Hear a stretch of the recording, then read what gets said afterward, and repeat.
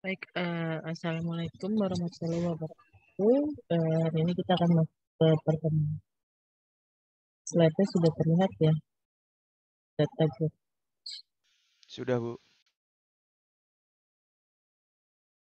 Ini ada beberapa yang akan kita berkaitan dengan data grup. Data governance atau disebutnya dengan tata kelola data, ini didefinisikan sebagai pelaksanaan wewenang dan kontrol terhadap mulai dari perencanaan, pemantauan, dan penegakan atau milestone ya atas pengelolaan aset data. Jadi semua organisasi akan membuat keputusan ini berdasarkan data, lepas dari apakah memiliki fungsi tata kelola data secara formal atau tidak. Organisasi yang membentuk program tata kelola data formal itu akan menjalankan otoritas dan kontrol sehingga akan lebih mampu meningkatkan nilai yang mereka dapatkan dari aset data. Fungsi tata kelola data ini akan memandu semua fungsi pengelolaan data lainnya. Tujuan tata kelola data adalah memastikan bahwa data ini dapat dikelola dengan baik sesuai dengan kebijakan dan praktik yang terbaik menurut Lovely tahun 2012. Penggerak manajemen data ini akan memastikan organisasi mendapatkan nilai dari data. Jadi tata kelola data akan berfokus pada bagaimana keputusan dibuat berdasarkan data dan bagaimana orang dan proses berperilaku dalam kaitannya dengan data. Cakupan dan fokus program tata kelola data akan bergantung pada kebutuhan organisasi. Tapi sebagian besar ini program mencakup mulai dari strategi. Strategi ini akan mendefinisikan, mengkomunikasikan, dan mendorong pelaksanaan strategi data dan strategi tata kelola data. Yang kedua adalah kebijakan. Kebijakan akan menetapkan dan menegakkan kebijakan yang terkait dengan pengelolaan data dan metadata, akses data, penggunaan, keamanan, dan kualitas data. Ketiga adalah standar dan kualitas. Menetapkan dan menegakkan standar kualitas data dan arsitektur data. Kemudian yang keempat adalah pengawasan. Dan ini adalah memberikan pengamatan langsung, audit dan koreksi di bidang kualitas, kebijakan, dan manajemen data, atau sering disebut dengan penatagunaan. Terus kemudian ada kepatuhan. Memastikan organisasi dapat memenuhi persyaratan kepatuhan peraturan yang terkait dengan masalah manajemen data. Mengidentifikasi, mendefinisikan, meningkatkan, dan menyelesaikan masalah yang terkait dengan keamanan data, siapa saja yang mengakses data, bagaimana data diakses, kualitas data, kepatuhan terhadap peraturan kepemilikan data, dan kebijakan, serta standar terminologi atau data prosedur tata kelola. Project manajemen data mensponsori upaya untuk meningkatkan praktek manajemen data. Kemudian yang terakhir adalah penilaian aset data, menetapkan standar dan proses untuk secara konsisten menentukan nilai bisnis aset data. Nah, untuk mencapai tujuan ini, program tata kelola data akan mengembangkan kebijakan dan prosedur, memupuk praktek penggunaan data di berbagai tingkatan organisasi, dan terlibat dalam manajemen perubahan organisasi yang secara aktif mengkomunikasikan kepada organisasi manfaat dari tata kelola data yang lebih baik dan perilaku yang diperlukan untuk berhasil mengelola data sebagai aset dari organisasi. Untuk sebagian besar organisasi, mengadopsi tata kelola data formal memerlukan dukungan manajemen perubahan organisasi, serta sponsor dari eksekutif tingkat C seperti Chief Risk Officer, Chief Financial Officer, dan Chief Data Officer. Kemampuan untuk membuat dan berbagi data dan informasi telah mengubah interaksi pribadi dan ekonomi.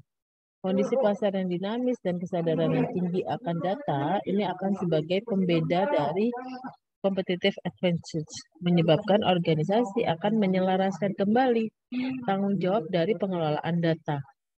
Jenis perubahan ini terlihat jelas di sektor keuangan, niaga, pemerintahan, dan retail. Organisasi semakin berusaha untuk menjadi berbasis data. Jadi secara proaktif akan mempertimbangkan kebutuhan data sebagai bagian dari pengembangan strategi, perencanaan program, dan implementasi teknologi. Tata kelola data perlu menyertakan komponen perubahan budaya dan didukung oleh kepemimpinan yang kuat, maksudnya yang komitmen terhadap tata kelola data.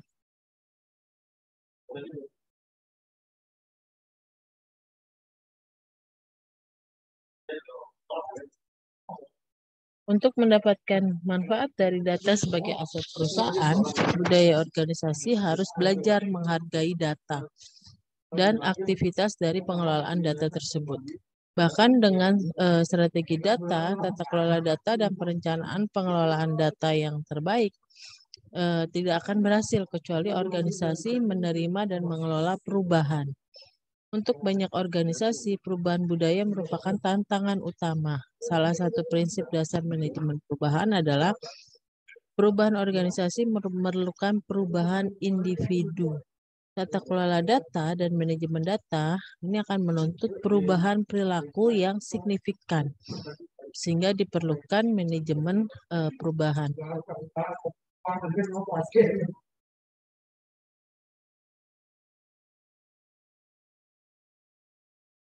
Selanjutnya adalah penggerak bisnis atau business driver. Penggerak tata kelola adalah kepatuhan terhadap peraturan, terutama untuk industri yang sangat diatur seperti layanan keuangan, perawatan kesehatan. Menanggapi undang-undang yang berkembang, ini akan membutuhkan proses tata kelola data yang ketat. Kepatuhan terhadap peraturan perundang-undangan dapat mendorong tata kelola. Banyak organisasi kembali ke tata kelola data melalui program manajemen informasi yang didorong oleh kebutuhan bisnis lain seperti manajemen data master, masalah utama data, atau keduanya. Skenario umumnya adalah perusahaan membutuhkan data pelanggan yang lebih baik, memilih untuk mengembangkan data manajemen data master, pelanggan ya, dan kemudian menyadari bahwa manajemen data master yang berhasil memerlukan tata kelola data. Tata kelola data perlu menyelaraskan langsung dengan strategi organisasi. Semakin membantu memecahkan masalah organisasi, akan semakin besar kemungkinan orang akan mengubah perilaku dan mengadopsi praktek tata kelola data.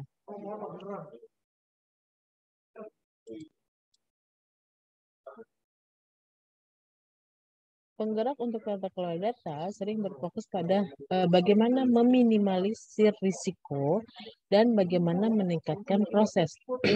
Mengurangi risiko, ini ada 3, yaitu manajemen risiko umum, keamanan data, dan privasi.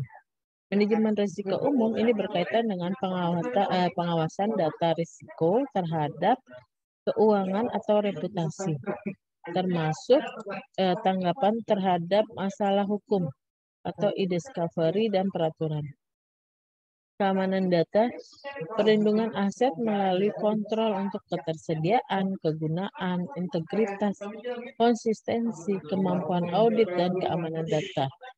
Privasi ini berkaitan dengan kontrol atas informasi identifikasi pribadi yang rahasia melalui pemantauan kebijakan dan perubahan. Nah, kalau meningkatkan proses itu ada 5, yaitu kepatuhan terhadap peraturan, kemampuan untuk merespons secara efisien dan konsisten terhadap persyaratan peraturan, peningkatan kualitas data, kemampuan untuk berkontribusi meningkatkan kinerja bisnis dengan membuat data lebih terpercaya. Manajemen data, metadata, mendefinisikan dan menemukan data di dalam organisasi, memastikan bahwa metadata lainnya dikelola dan tersedia untuk organisasi. Efisiensi dalam proyek pengembangan. Peningkatan SDLC mengatasi masalah dan peluang dalam pengelolaan data di seluruh organisasi, termasuk teknis pengelolaan utang khusus data melalui tata kelola siklus hidup data. Siklus data life cycle ya. Manajemen vendor, kontrol kesepakatan kontrak dengan data, seperti bagaimana penyimpanannya dengan menggunakan cloud, data eksternal pembelian, penjualan data sebagai produk, dan operasi data outsourcing. Sangat penting untuk mengklarifikasi penggerak bisnis untuk tata kelola data di dalam suatu organisasi dan menyelaraskannya dengan strategi bisnis secara keseluruhan.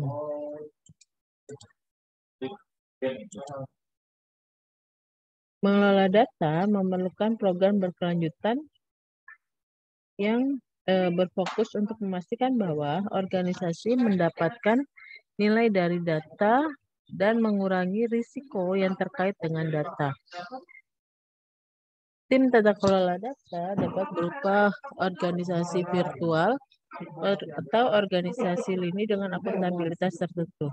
Agar efektif, peran dan aktivitas dalam tata kelola data ini perlu dipahami dengan baik. Program tata kelola data harus mempertimbangkan masalah organisasi dan budaya yang sudah menjadi khas di dalam organisasi, serta tantangan dan peluang pengelolaan data tertentu di dalam organisasi.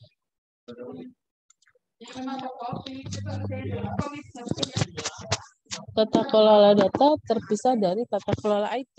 Jadi kalau tata kelola IT itu akan membuat keputusan bagaimana investasi IT, baik investasi dalam bentuk perangkat keras, perangkat lunak, atau misalkan yang berkaitan dengan proses.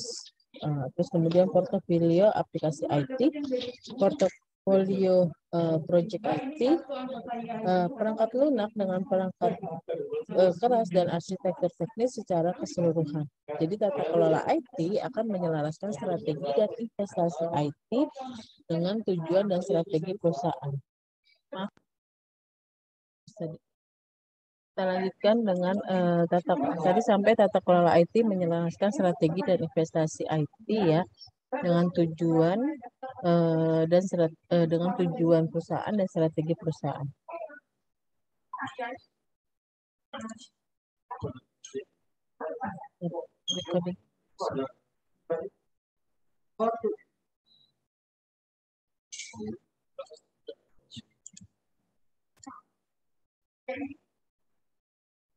Oke, kita lanjut.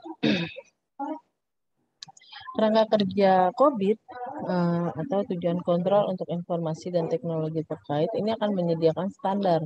Jadi biasanya kalau untuk yang berhubungan dengan tata kelola IT, standar tata kelola IT, kita pakainya adalah kerangka kerja COVID, COVID framework ya. Hanya sebagian kecil dari kerangka COVID yang menangani pengelolaan data dan informasi. Beberapa topik penting seperti kepatuhan Sarbanes-Oxley mencakup masalah tata kelola data perusahaan, tata kelola IT, dan tata kelola data. Sebaliknya, tata kelola data berfokus secara eksklusif pada pengelolaan aset data dan data sebagai aset. Kita masuk ke materi yang tujuan dan prinsip atau goal and principle. Tujuan tata kelola data adalah memungkinkan organisasi untuk mengelola data sebagai aset. Tata kelola data memberikan prinsip, kebijakan, proses, kerangka kerja, metrik atau ukuran, dan pengawasan untuk mengelola data sebagai aset dan memandu kegiatan pengelolaan data di seluruh tingkatan di dalam organisasi atau perusahaan. Untuk mencapai tujuan secara keseluruhan, jadi program tata kelola data ini harus sustainable atau berkelanjutan. Jadi program tata kelola data bukanlah proyek dengan tujuan yang pasti. Proses berkelanjutan ini akan membutuhkan komitmen organisasi. Kemudian tata kelola data yang berkelanjutan bergantung pada kepemimpinan bisnis, sponsor, dan kepemilikan. Terus kemudian ada embed atau tertanam. Jadi tata kelola data bukan proses tambahan. Kegiatan tata kelola data perlu dimasukkan ke dalam metode pengembangan perangkat lunak, penggunaan data untuk dilakukan analitik, pengelolaan data induk atau master, dan manajemen risiko. Kemudian yang ketiga adalah dapat terukur atau dapat diukur. Jadi tata kelola data yang dilakukan dengan baik ini akan memiliki dampak keuangan yang positif. Tapi memerlukan pemahaman titik awal dan perencanaan untuk peningkatan yang terukur. Pelaksanaan program tata kelola data akan membutuhkan komitmen untuk melakukan perubahan di dalam suatu organisasi. Prinsip-prinsip berikut yang dikembangkan sejak awal tahun 2000-an dapat membantu menetapkan dasar yang kuat untuk tata kelola data. Terus yang keempat adalah kepemimpinan dan strategi, leadership and strategy.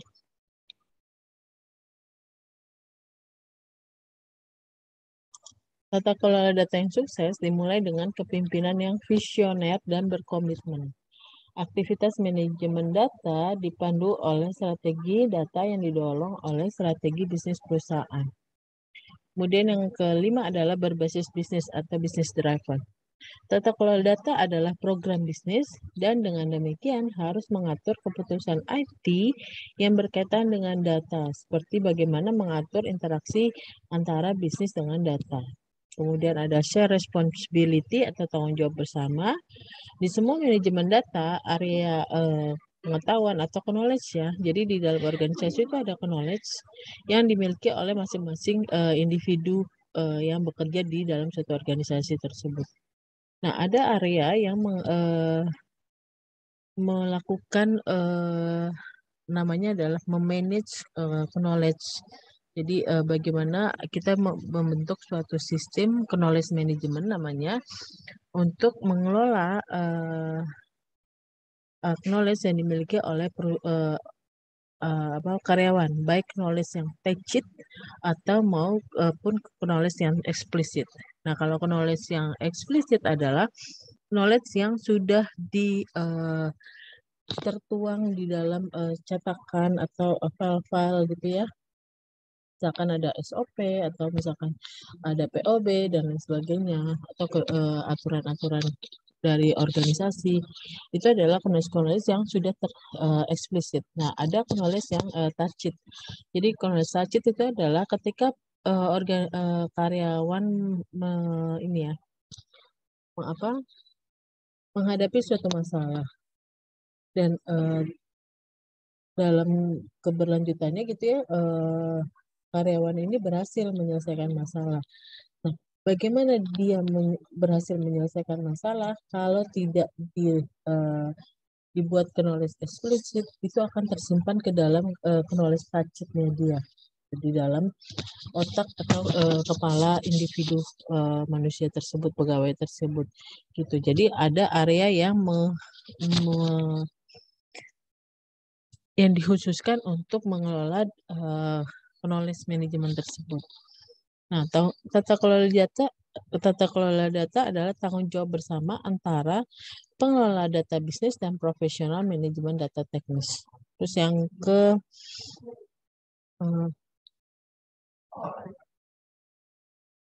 kelima ya. Yang ketujuh adalah berlapis-lapis atau multi-layer. Tata kelola data terjadi di tingkat perusahaan dan lokal yang seringkali pada tingkat di antaranya. Jadi ada di antara tiap-tiap layer gitu ya. Jadi adalah berlapis-lapis. Terus kemudian ada framework base atau berbasis kerangka kerja.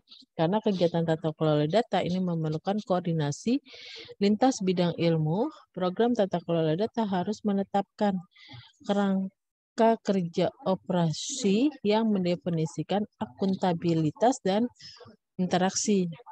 Terus yang selanjutnya adalah berbasis prinsip atau principle base. Prinsip-prinsip panduan adalah dasar dari kegiatan tata kelola data dan khususnya kebijakan tata kelola data. Seringkali organisasi mengembangkan kebijakan tanpa prinsip formal. Prinsip terkadang dapat direkayasa ulang dari kebijakan, namun yang terbaik adalah mengartikulasikan serangkaian prinsip inti dan praktek terbaik sebagai bagian dari kerja kebijakan. Rujukan ke prinsip dapat mengurangi potensi resistensi. Prinsip panduan tambahan akan muncul dari waktu ke waktu di dalam satu organisasi.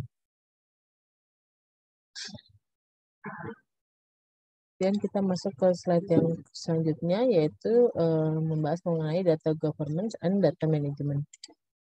Nah, sama seperti halnya auditor yang mengontrol proses keuangan, tapi dia tidak benar-benar menjalankan manajemen keuangan.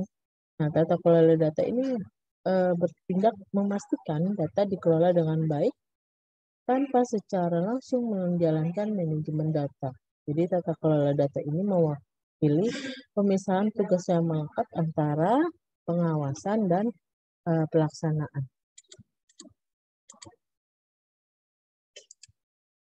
Organisasi yang berpusat pada data akan menghargai data sebagai aset dan mengelola data melalui semua fase siklus hidup, termasuk pengembangan proyek dan operasi yang sedang berlangsung. Untuk menjadi data-sentrik, sebuah organisasi ini harus merubah cara menerjemahkan strategi ke dalam tindakan. Data tidak lagi diperlakukan sebagai produk sampingan dari proses dan aplikasi, tapi organisasi ini memastikan data berkualitas tinggi adalah tujuan dari proses bisnis. Karena organisasi berusaha untuk membuat keputusan berdasarkan wawasan yang diperoleh dari analitik data, dari manajemen data yang efektif menjadi prioritas yang sangat tinggi.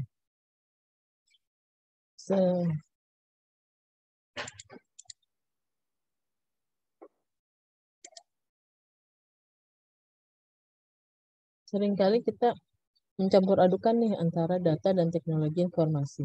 Nah, untuk menjadi data-centric organisasi, perlu berpikir cara yang berbeda dan menyadari bahwa mengelola data berbeda dari mengelola IT. Budaya yang ada dengan politik internalnya, ambiguitas tentang kepemilikan, persaingan anggaran, dan sistem warisan dapat menjadi hambatan besar untuk membangun visi perusahaan tentang tata kelola data dan manajemen data. Setiap organisasi perlu mengembangkan prinsip organisasi mendapatkan nilai lebih dari data.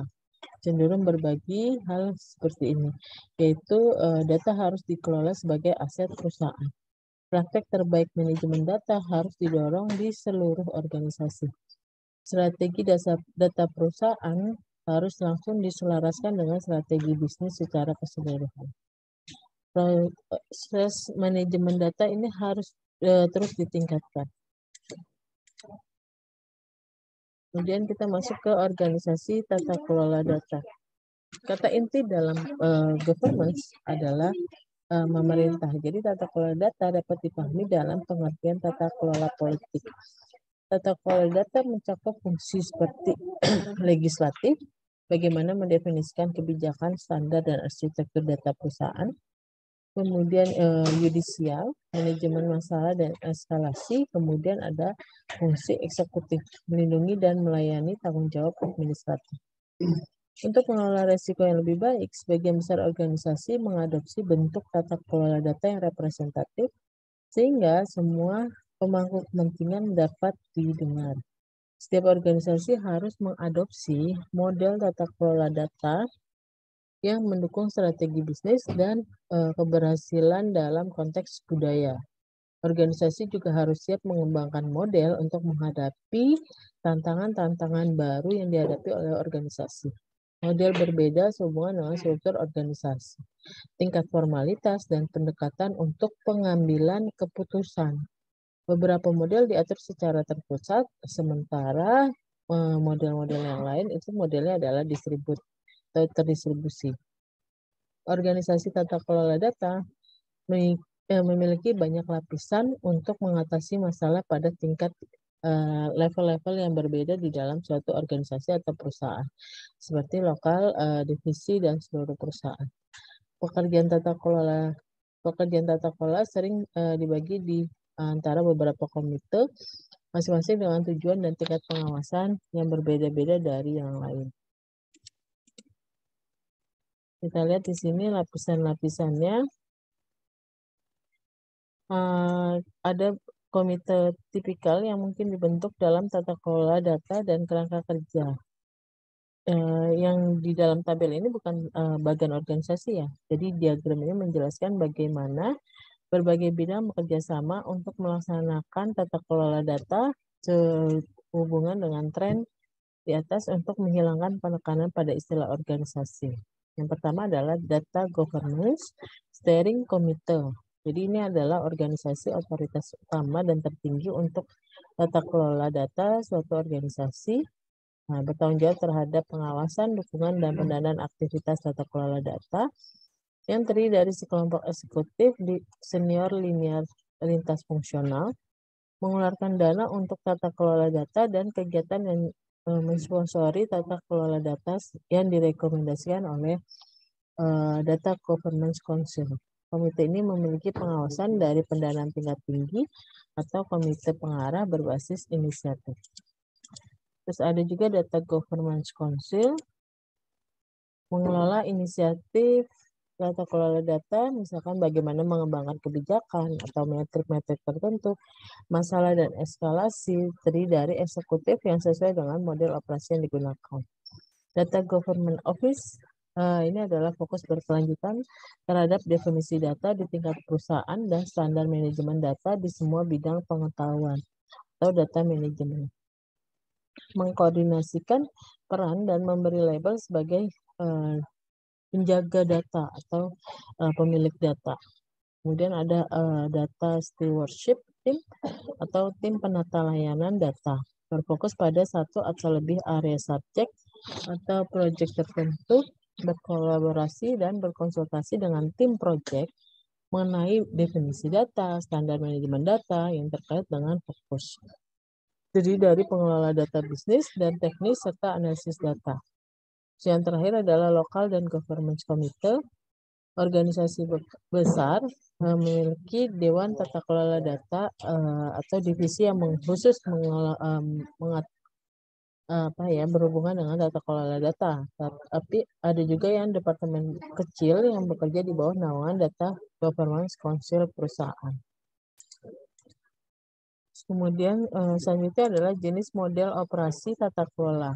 Dalam model terpusat, satu organisasi tata kelola data akan mengawasi semua kegiatan di seluruh lini area. Dalam model yang direplikasi, model dan standar operasi data governance yang sama diadopsi oleh setiap unit bisnis. Dalam model federasi, satu organisasi tata kelola data berkoordinasi dengan beberapa unit bisnis untuk mempertahankan definisi dan standar yang konsisten. Gambar ini gambar bisa dilihat di samping ya, sebelah kanan itu ada model-model dari operasi tata kelola data, yaitu centralized, kemudian replicate, dan federate. Kemudian yang selanjutnya adalah data stewardship atau penata layanan. Data stewardship adalah label paling umum yang menggambarkan akuntabilitas dan tanggung jawab atas data dan proses yang memastikan kontrol penggunaan aset data yang efektif. Data stewardship atau penata layanan dapat diformalkan melalui jabatan dan deskripsi pekerjaan atau menjadi fungsi yang kurang formal yang didorong oleh orang-orang yang mencoba membantu organisasi mendapatkan nilai data. Seringkali istilah kustodian ya atau wali amanat adalah sinonim untuk mereka yang menjalankan fungsi sebagai pelayan. Jadi pelayan ini kan untuk kegiatan penata layanan data.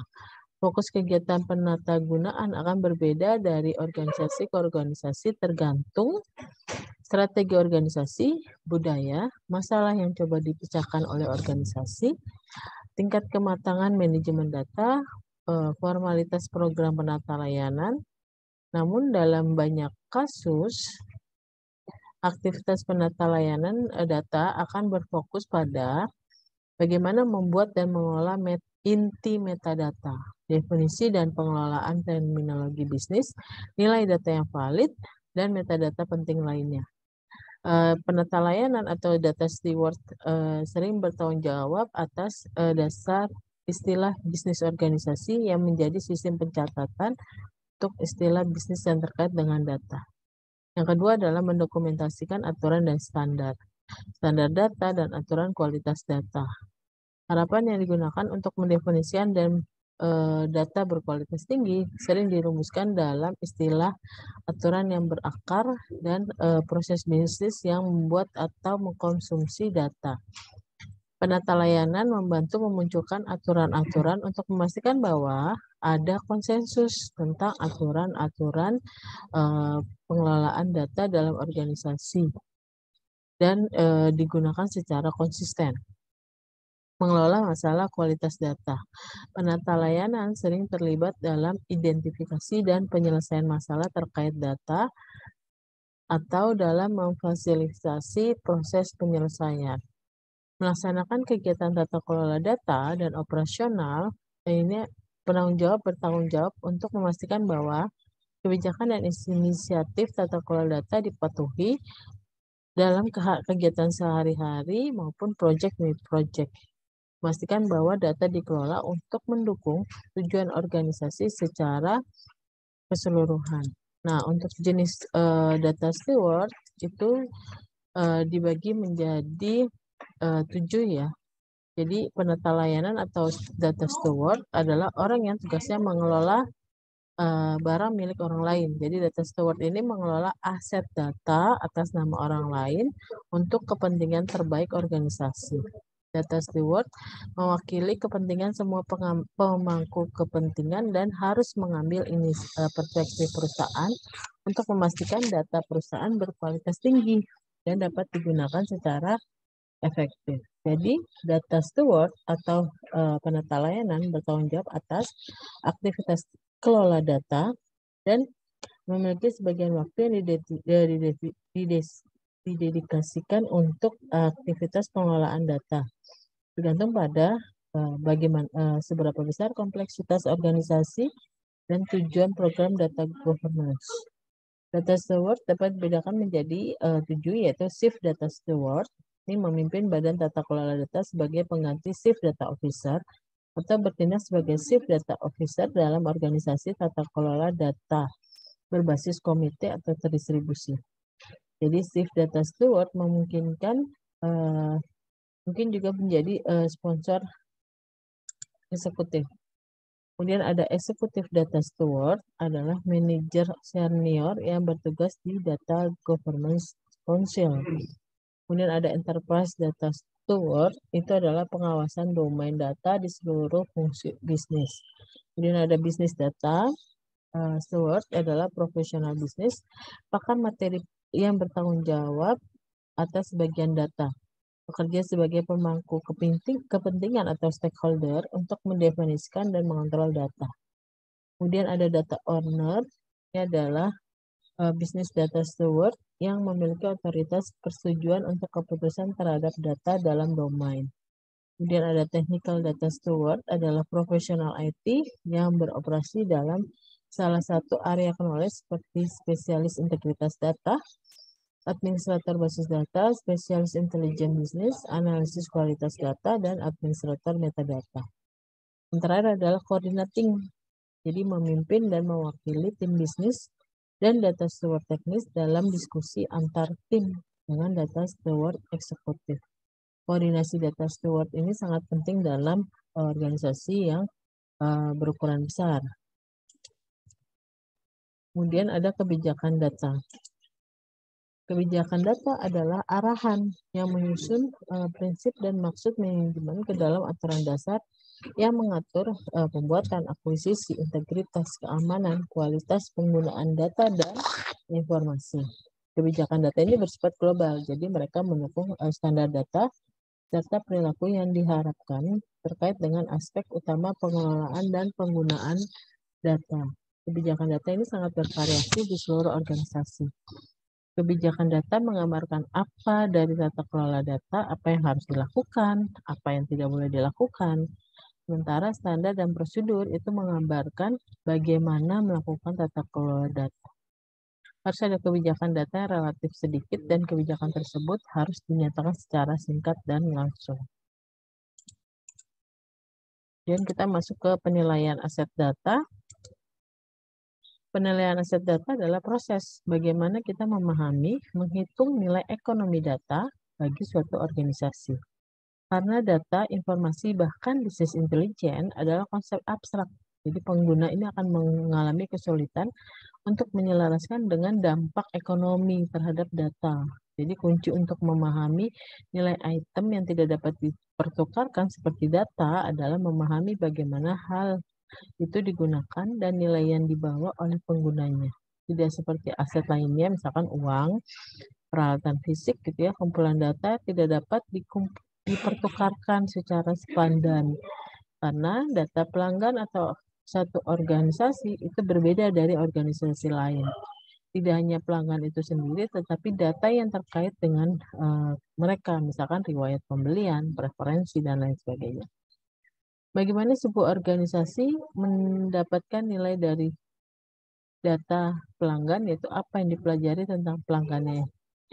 Dan bagaimana menerapkan apa yang dipelajari dapat menjadi pembeda kompetitif atau competitive advantage tadi ya.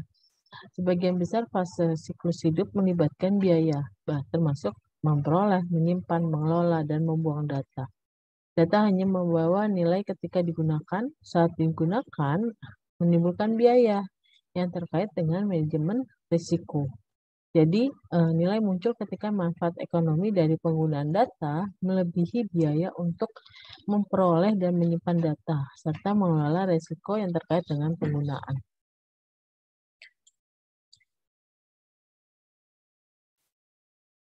Beberapa cara lain untuk mengukur nilai data meliputi biaya pergantian atau pemulihan data yang hilang, misalkan terjadi bencana atau misalkan terjadi fraud ya, pelanggaran data, termasuk transaksi, domain, katalog, dokumen, dan metrik di dalam suatu organisasi.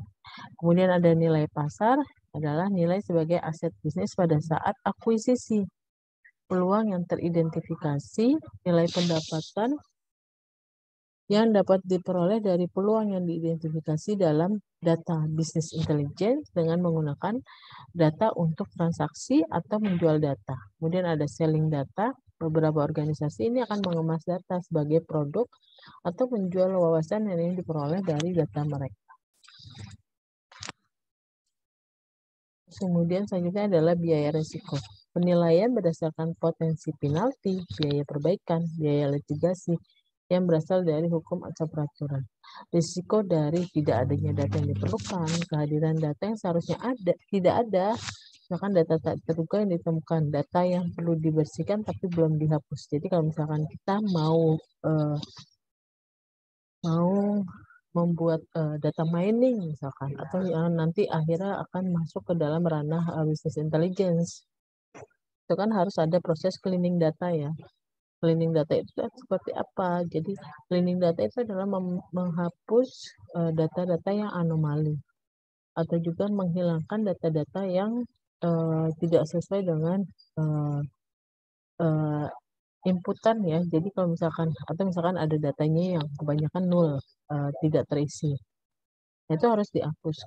Kenapa dihapus? Karena kalau misalkan tidak dihapus, itu akan mempengaruhi hasil akhir dari proses data mining tersebut atau jadi kan kalau data mining itu nanti hasil akhirnya adalah dalam bentuk pola-pola gitu ya. Kemudian lari ke business intelligence dan artificial intelligence seperti itu. Kemudian risiko dari data yang tidak benar yang bisa menyebabkan kerugian pelanggan, keuangan perusahaan, reputasi lain seperti biaya. Terus kemudian pengurangan risiko dan biaya risiko diimbangi dengan biaya intervensi operasional untuk meningkatkan dan mensertifikasi data. Prinsip untuk akuntansi aset data ada prinsip akuntabilitas. Jadi seluruh organisasi harus mengidentifikasi individu yang bertanggung jawab atas semua data dan konten. Kemudian ada prinsip aset.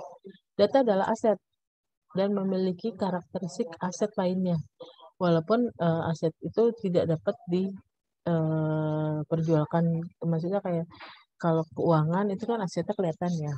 Fisik itu asetnya kelihatan. Nah, data ini adalah aset yang tidak terlihat tapi sangat berpengaruh terhadap organisasi. Makanya ini data harus dikelola, diamankan, dicatat sebagai aset material atau keuangan lainnya. Kemudian ada prinsip audit. keakuratan data dan konten ini akan sesuai dengan audit berkala oleh badan independen. Jadi nanti ada audit data yang dilakukan oleh badan independen. Kemudian ada prinsip due diligence. Jika risiko diketahui, itu harus dilaporkan. Jika risiko ada, itu harus dikonfirmasi. Risiko data termasuk risiko yang berkaitan dengan praktek pengelolaan data yang buruk gitu ya. Jadi harus meminimalisir terjadinya risiko data. Terus kemudian ada prinsip kelangsungan hidup. Data dan konten sangat penting untuk operasi dan manajemen bisnis yang sukses dan berkelanjutan atau sustainable tadi, yaitu tidak dipandang sebagai sarana sementara untuk mencapai hasil atau hanya sebagai bisnis sampingan gitu. Karena tadi ya data adalah aset. Kemudian ada prinsip tingkat penilaian. Menilai data sebagai aset pada tingkat yang paling masuk akal atau paling mudah diukur. Yang terakhir adalah prinsip kewajiban, masih ada ya beberapa ya. Prinsip kewajiban adalah ada kewajiban keuangan yang terkait dengan data dan konten berdasarkan penyalahgunaan atau salah urus peraturan dan etika. Kemudian ada prinsip kualitas, arti, akurasi, dan siklus hidup data dan konten dapat mempengaruhi status keuangan organisasi. Kemudian ada prinsip risiko, ada risiko yang terkait dengan data dan konten. Risiko ini harus diakui secara formal, baik sebagai kewajiban atau melalui pengeluaran biaya untuk mengelola dan mengurangi risiko bawaan. Kemudian yang ke-10 adalah prinsip nilai. Ada nilai di dalam data dan konten. Berdasarkan cara yang digunakan untuk memenuhi tujuan organisasi, daya jual intrinsiknya, atau kontribusi terhadap penilaian, baik dengan menggunakan neraca organisasi, nilai informasi mencerminkan kontribusi terhadap organisasi yang diimbangi dengan maintenance data ya, biaya pemeliharaan data dan pergerakan data seperti itu. Oke, itu materi hari ini. Sekian dan terima kasih atas perhatiannya. Mungkin ada yang mau ditanyakan atau penjelasannya cukup jelas. Nanti rekamannya ini akan diberikan di ini ya, di share di list di pertemuan hari ini.